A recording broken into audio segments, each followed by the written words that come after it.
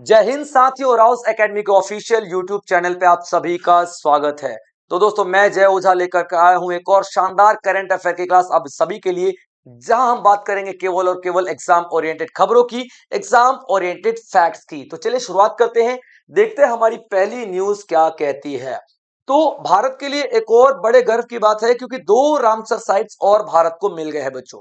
आप सभी को पता है कि रामसर साइट्स आर्द्र भूमियों को कहते हैं। ठीक है बच्चों, ये क्या होती है? आर्द्र भूमियां। आर्द्र भूमियां, ठीक है बच्चों, आर्द्र भूमियां।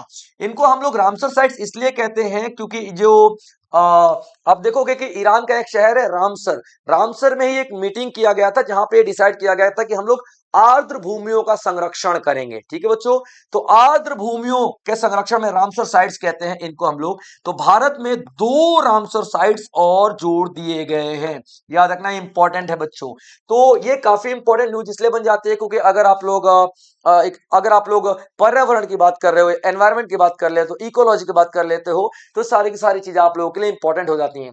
तो भारत ने पटना बर्ड सेंचुरी, याद रखना पटना नाम है, ये बिहार की capital Patna, I am not talking about that Patna. ठीक है, तो भारत ने पटना बर्ड सेंचुरी, पटना पटना पक्षी पटना बर्ड सेंचुरी जो कि एटा उत्तर प्रदेश में है और छारी धांड जो कि कच्छ गुजरात में है, इनको रामसर साइट्स में शामिल कर लिया गया है, जिससे आर्द्र भूमि संरक्षण, जैव विविधता सुरक्षा और पारिस्थितिकी तंत्र संरक्षण को मजबूती मिली। इसका मतलब क्या है बच्चों? देखिए, हम लोग अक्सर जंगलों को बचाते रहते हैं, हम लोग अक्सर पानी को बचाते रहते हैं ना, लेकिन यहाँ पे देखो कि आर्द्र भूमि भी तो इंपॉर्टेंट है। आर्द्र भूमि का मतलब जो दलदल वाले एरिया है वो सारे इंपॉर्टेंट हो जाते हैं ना, तो उनको भी तो बचाना पड़ेगा ना। तो यहाँ पे टोटल अभी तक 96 साइट्स हुआ करती थी भारत में, दो और जुड़ गई तो टोटल 98 साइट्स हो चुकी हैं रामसर साइट्स। ठीक है बच्चों, आपसे सवाल क्या पूछा जा सकता है कि भाई साहब कौन सी दो साइट्स ऐड की गई हैं और कौन कौन सा राज्य की हैं? तो याद रखना पटना बर्ड सेंचुरी एटा उत्तर प्रदेश और छारी झांड कच्छ गुजरात। क्लियर पॉइंट बच्चों, और इन्हीं के साथ टोटल रामसर साइट्स की संख्या हो चुकी है हमारे भारत में 96। ठीक है, ये इंपॉर्टेंट पॉइंट है। और 2 फरवरी को हम लोग वेटलैंड डे के रूप में भी सेलिब्रेट करते हैं, ये भी इंपॉर्टेंट है। ठीक है बच्चों, 2 फरवरी हम लोग वेटलैंड डे के रूप में भी सेलिब्रेट करते हैं। ठीक है, याद रखना, क्योंकि ये वेटलैंड डे जो रामसर साइट्स है ना, 2 फरवरी को ही कंक्लूड किया गया था, इसलिए हम लोग 2 फरवरी को वेटलैंड डे सेलिब्रेट करते हैं। वर्ल्ड बैंक वर्ल्ड बैंक ने वर्ल्ड बैंक विश्व बैंक हर साल भारत को अगले 5 वर्षों के लिए 8 से 10 बिलियन अमेरिकी डॉलर देने का वादा कर रहा है। याद रखना, क्लियर पॉइंट। अभी देखिए, जो भारत है, भारत ने अपने सामने विकसित भारत का गोल रखा हुआ है ना, विकसित भारत का गोल रखा हुआ है। विकसित भारत 2047 तक का मतलब क्या है कि भारत अपने आप को विकसित कर लेगा 2047 तक आते आते, यानी कि 2047 तक आते आते भारत अपने आप को विकसित कर लेगा। ठीक है बच्चों, तो अभी देखिए जिस तरीके से भारत ग्रो कर रहा है, तो वर्ल्ड बैंक क्या है ना, डेवलप होने वाली इकोनॉमी को लोन देता है। जो आईएमएफ होती है वो बेल आउट पैकेज देती है, इसका मतलब डूबी हुई इकोनॉमी को बचाने के लिए। वर्ल्ड बैंक उभरती हुई इकोनॉमी को लोन देती है, तो जाहिर सी बात है, ये वर्ल्ड बैंक अगर भारत को लोन दे रहा है और अगले 5 सालों तक लोन देने का वादा कर रहा है, तो एक इंटरनेशनल मार्केट में खबर जा रही है कि भैया इंडिया की इकोनॉमी ग्रोथ कर रही है, तभी तो वर्ल्ड बैंक उसको लोन दे रहा है। क्योंकि वर्ल्ड बैंक जो होता है उभरती हुई इकोनॉमी को ही देता है। जैसे कि मान लीजिए 5 प्लांट मेरे पास है, अच्छे चल रहे हैं, 5 और लगाने के लिए पैसा देगी। अगर 5 प्लांट मेरे पास नहीं है तो मुझे वर्ल्ड बैंक नहीं लोन देगा। तो इंटरनेशनल लेवल पे एक खबर ये भी जा रही है कि हाँ भैया, इंडिया एक ग्रोइंग इकोनॉमी, इससे कि इंडिया के अंदर एफडीआई बहुत सारा आने वाला है। तो अभी देखिए यहाँ पे क्या आ रहा है, ठीक है, एक नया कंट्री पार्टनरशिप फ्रेमवर्क साइन किया गया है। कंट्री पार्टनरशिप फ्रेमवर्क साइन किया गया है भारत और वर्ल्ड बैंक के साथ, कंट्री फ्रेमवर्क साइन। इसके तहत वर्ल्ड बैंक हर साल भारत को 8 से 10 बिलियन अमेरिकी डॉलर देगा और अगले 5 साल तक देगा, ताकि भारत अपने इस लक्ष्य को पा सके, विकसित भारत 2047 तक के लक्ष्य को पा सके। तो सवाल आप लोगों से पूछा जा सकता है कि अगले 5 साल तक के लिए कंट्री पार्टनरशिप फ्रेमवर्क किसके साथ साइन किया गया भारत के द्वारा? तो वर्ल्ड बैंक के साथ साइन किया गया है। कितना कितना पैसा? तो 8 से 10 बिलियन डॉलर प्रति वर्ष देने का यहाँ पे वादा किया गया है। Clear point. और किस टारगेट को पूरा करने के लिए? तो विकसित भारत 2047 को पूरा करने के लिए। क्लियर बच्चे यहाँ पे? चलिए आगे बढ़ते हैं। अगला, पीएम मोदी, अभी पीएम मोदी ने एक मुलाकात किया है, ठीक है, ने अरब विदेशी मंत्रियों से मुलाकात की, अरब विदेशी मंत्रियों से मुलाकात की है पीएम मोदी ने। ठीक है, याद रखना, यहाँ पे 22 देशों के 22 देश जो है अरब के जो 22 देश है ना वो यहाँ पे आएंगे, और उनके कौन, विदेश मंत्री, विदेश मंत्रियों से, ठीक है, विदेश मंत्रियों से मुलाकात किया है मोदी ने, याद रखना। ये साफ दिखाई दे रहा है कि हमारा भारत अरब कंट्रीज जो है, अरब देश जो है, उनसे अपनी मित्रता अच्छी बना रहा है, उनसे अपना रिलेशनशिप अच्छा मेंटेन करने की कोशिश कर रहा है। नो डाउट अरब कंट्रीज हमारे लिए इंपॉर्टेंट है, क्योंकि तेल का, एनर्जी का बहुत बड़ा सोर्स है भारत के लिए वो, ठीक है बच्चों।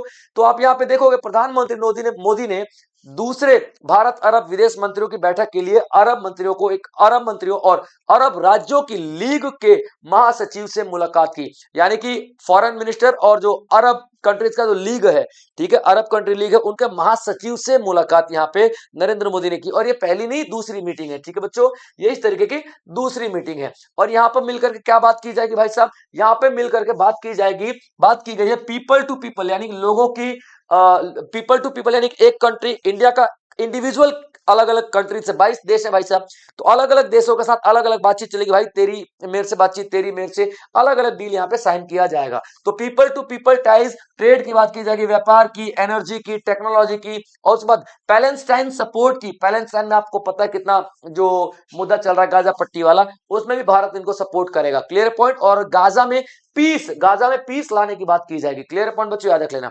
पीस प्लान किया जाएगा गाजा में, यानी कि शांति बनाए रखने की बात की जाएगी। तो आप देखो क्या क्या सवाल पूछा जा सकता है कि किसके साथ, किस लीग के साथ मुलाकात की है नरेंद्र मोदी ने, तो याद रख लेना, ठीक है, अरब कंट्री लीग के साथ मुलाकात किया है। और 22 देशों के 22 देशों के जो आपके विदेश मंत्री हैं, फॉरेन मिनिस्टर है, उनके साथ बातचीत की जा रही है। तो ये एक डिप्लोमेटिक डिसीजन दिया जा रहा है हमारे भारत के द्वारा। अब देखिए, Djokovic becomes oldest Australian open finalist, ठीक है, याद रखिएगा कि अभी जोकोविक जो है ये सेकंड रैंक पे आ चुके हैं, सेकंड रैंक पे आ चुके हैं। 38 साल का रिकॉर्ड इन्होंने तोड़ा फाइनल में पहुंचने का, ठीक है, 38 साल का, ये 38 साल के हो चुके हैं भाई साहब, 38 साल के।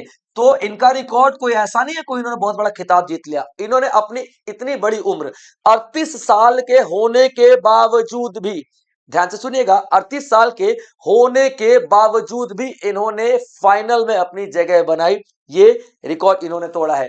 तो नोवाक जोकोविक जो है 38 साल के हैं, ठीक है, और इन्होंने इन्होंने केन रूजवॉल का रिकॉर्ड तोड़ा था, याद रखना, ठीक है, केन रूजवॉल का रिकॉर्ड तोड़ा, और ये रिकॉर्ड 53 साल पुराना है। और किस तरीके का रिकॉर्ड है भाई साहब, उम्र दराज फाइनलिस्ट बन गए हैं, उम्र दराज, यानी 38 साल के होने के बावजूद भी इन्होंने फाइनल में अपनी जगह बनाई है, क्लियर पॉइंट।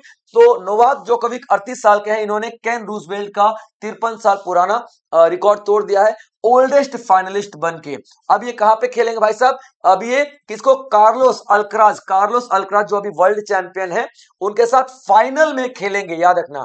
और 11th ऑस्ट्रेलियन ओपन और 25th ग्रैंड स्लैम के लिए ये मुलाकात की जाएगी, ये मुकाबला किया जाएगा। तो याद रखना 11th ऑस्ट्रेलियन ओपन के लिए और 25th ग्रैंड स्लैम के लिए ये मुकाबला खेला जाएगा। और यहां तक पहुंचने वाले 38 साल के ये पहले खिलाड़ी बन चुके हैं, क्योंकि देखिए केन रूजवेल्ट 37 साल के हैं, केन रूजवेल्ट 37 साल के हैं, तो इनसे एक साल बड़े ही यहाँ पे एक साल बड़े ही नोवाक जोकोविक आपको दिखाई देंगे, ठीक है बच्चों।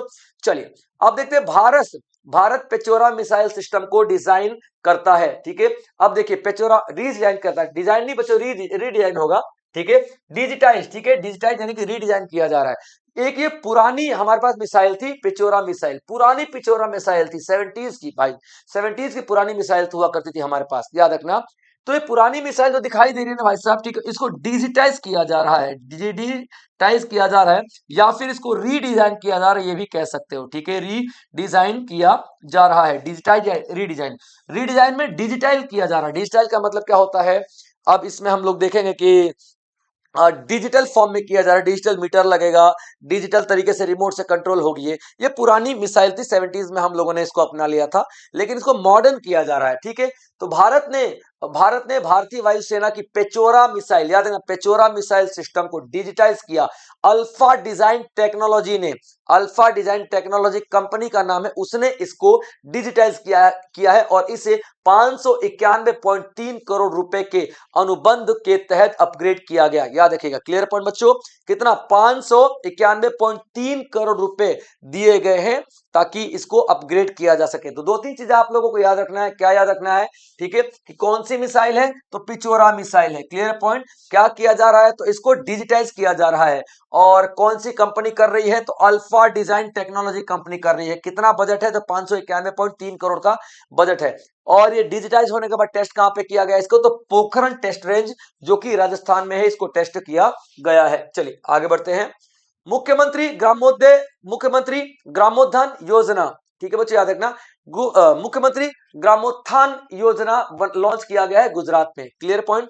अब देखिए गुजरात के जो सीएम है भूपेंद्र पटेल जी ने, इन्होंने लॉन्च किया है मुख्यमंत्री ग्रामोत्थान। नाम से समझ में आ रहा है भाई साहब, ग्रामोत्थान का मतलब क्या होता है? ग्राम, गांव का उत्थान करना, यानी कि गांव को ऊपर उठाना, गांव में टेक्नोलॉजी लेकर के आना, गांव को इंप्रूव करवाना। Clear point. इन्होंने योजना शुरू किया है भूपेंद्र पटेल ने। क्लियर पॉइंट यहां पे याद रखेगा। अब ये क्या कर रहे हैं? 2666 ग्राम पंचायत ऑफिसेस खोलेंगे। ग्राम पंचायत ऑफिसेस खोलेंगे। यहां पर क्या किया जाएगा? यहां पर गांव वासियों को, जो किसान है, उनको सहूलियत दी जाएगी। और उन ऑफिसेस को हम लोग क्या बोलते हैं? तेलाटी रेजिडेंस बोलेंगे। क्या? तेलाटी रेजिडेंस बोलेंगे। Clear point. तो ये एक इस तरीके का इनिशिएटिव, एक हर एक गांव में एक ऑफिस खोला जाएगा। इस तरीके से हर एक गांव में एक ऑफिस खोला जाएगा जहां पे किसान जाके अपनी सारी सारी समस्याएं समाधान कर सकते हैं। अभी तक ऐसा कोई स्पेशल डेडिकेटेड किसानों के लिए कोई ऑफिस नहीं बनाया जाता था। ग्राम पंचायत सभी के लिए काम करती थी। तो आप देखोगे यहाँ पे किसानों के स्पेशल हेल्प करने के लिए ये स्कीम लॉन्च की जा रही है। नाम क्या है? मुख्यमंत्री ग्रामोत्थान योजना गुजरात। ठीक है बच्चों। और 114 तालिकाज में इसको फिलहाल लॉन्च किया जा रहा है। और आगे देखा जाएगा अगर कोई न्यूज आती है तो आपसे सवाल क्या पूछा जा सकता है? मुख्यमंत्री ग्रामोत्थान योजना कहां पे शुरू किया जा रहा है? तो गुजरात में शुरू किया जा रहा है। किसने लॉन्च किया है? तो भूपेंद्र भाई पटेल ने इनको लॉन्च किया है। Clear point. कितने पंचायतों में? तो 2666 पंचायतों में। और कितने तालुकाज में? तो 114 तालुकाज में। ठीक है बच्चों। चलिए उसके बाद Sunetra Pawar to take oath as the Maharashtra deputy CM. सभी को पता है अजीत पवार जी की मृत्यु हो चुकी है। अजीत पवार जी की मृत्यु हो चुकी है भाई साहब एक प्लेन क्रैश में, जो कि डेप्यूटी सीएम थे महाराष्ट्र के। डेप्यूटी सीएम थे किसके? महाराष्ट्र के। ठीक है बच्चों। महाराष्ट्र के डेप्यूटी सीएम थे। तो अभी सर्वसम्मति से उनकी पत्नी जी जो है सुनीता पवार, उन्हीं को डेप्यूटी सीएम का पद दिया जा रहा है। ठीक है बच्चों। तो सुनेत्रा पवार महाराष्ट्र के उप मुख्यमंत्री के रूप में शपथ लेंगी, जिसे राज्यपाल द्वारा शपथ दिलाया जाएगा। और उनकी पार्टी के